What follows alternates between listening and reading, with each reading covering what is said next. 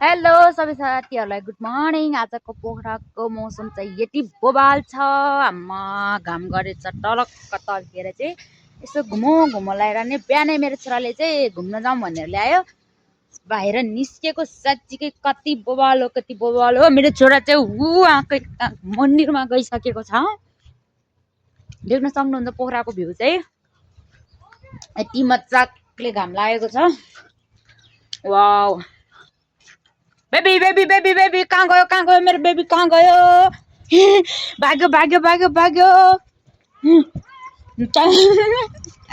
खाली भएर डुल्न जाने भने कहाँ भाग्छ साथी हो। मलाई छोरी रोडमा मात्रै हो मैले जस्तो तस्तो समाउने भनेको, नभए त रोड भएर गइस् त मलाई त छुनै दिन्न नि हौ साथी। मेरो छोराले त साँच्चीकै बोबाल छ। तपाईँहरूको ठाउँतिर कस्तो छ? आज पोखरा चाहिँ एकदमै बोबाल छ है साथी। Thank you for watching.